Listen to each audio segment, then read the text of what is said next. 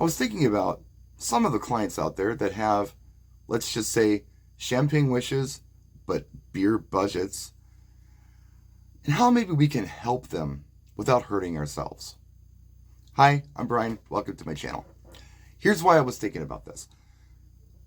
I need work right now, desperately. I've got a pretty dead schedule for this summer. So I'm considering anything that comes along. Beggars can't be choosers, right? So I'll entertain anything. One popped up today in a local DJ group that covers most of the state. And this particular job that popped up is a little over an hour away. Here's the job. It's a Chamber of Commerce event in a grocery store mall parking lot.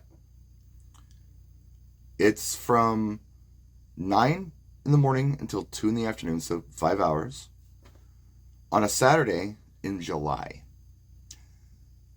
Their budget is $300. I know what you're thinking, but hear me out. Listen, maybe we can still help them out. Or maybe if something like this comes up, we can help them out and we're not hurting ourselves in the process. Maybe putting a couple bucks in our pockets. Let's talk about a $300 event. It doesn't matter if it's next door. I know that it costs me about $600 just to leave the house, with fuel and insurance and my monthly music costs and my equipment costs. It's about $600. So anything I do for 600 or less, I'm breaking even and I'm eating labor. To do this job, what would I have to do? I would have to get up at about 5 in the morning to be ready to go by maybe 7 in the morning. Try to get there within an hour. Give me an hour to set up and kind of scope everything out. DJ in the July sun from 9 in the morning until 2 in the afternoon. Then break it all down and come home. For $300, I would lose $300 if I did this job. And again, eat my labor. Anybody who would see a job like this, who has any kind of realistic business plan for their DJ company, would say, this isn't doable. This is not enough money. And I get that. But on the other hand, maybe there's a way that somebody local could help them out and maybe even make some profit. Do they really need a DJ? I don't know. They didn't say what any of the duties would be. For $300, you're lucky to just have music played. Well, we're living in 2025, where powered speakers are not super expensive, especially the ones that you can pop a USB flash drive into with a playlist, right? You can get these at Costco for $125 or whatever, or Walmart, maybe even less. If all they're looking for is music, maybe you could rent them a powered speaker with a microphone. Put it on a stand, put the speaker on a stick, pop a flash drive in, and show somebody there how they could, if need be, use the microphone.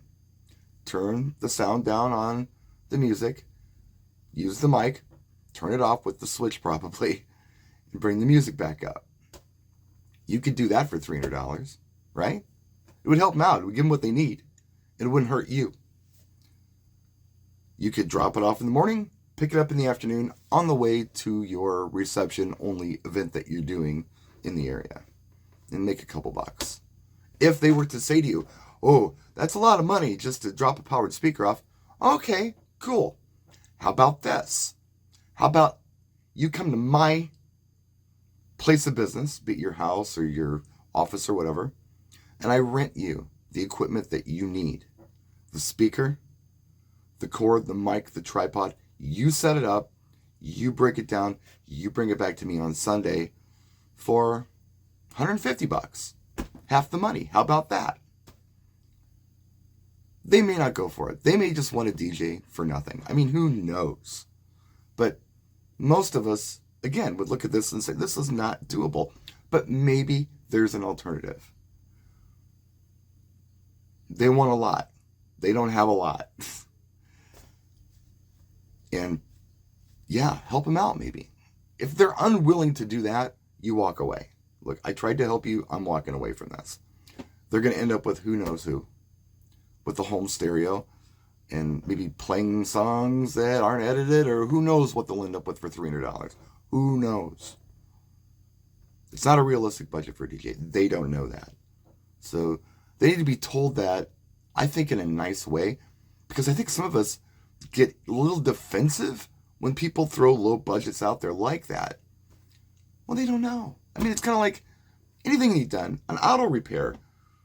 You might get this astronomical bill for an auto repair and you might get angry about it, but you're not considering the parts and labor involved and overhead that the shop has to shell out to do this job. Maybe you need a roof on your house. You may freak out on that price, but you're not considering materials and labor and problems they could be running into when they're turning your roof off, rot, all kinds of weird stuff that they may have to repair. And if they go throwing extra money at you in the middle of the job, you're really not going to be happy. So, yeah, they don't know. So help them. Explain to them, this isn't doable. You don't need sunburn. You don't need to lose money, but hey, here's an option. So, I don't know, just something to think about. Whenever these low budget jobs come along, instead of that knee-jerk reaction just to get angry about their budget, think about alternatives that maybe might work for them. And again, if they refuse them, you can't help, you walk away. It becomes a them problem. That's it. More videos to come soon, I hope. I'm so busy with everything else going on right now. I don't know when I'm going to be able to post another video, but stay tuned. I'll get one up as soon as I can. And they're going to be like this until something really cool happens. Actually, I might be putting a video up on a lighting job I'm doing this weekend, so stay tuned for that. Thanks for watching. I appreciate you for tuning in so much. Thank you, thank you, thank you. Practice and enjoy.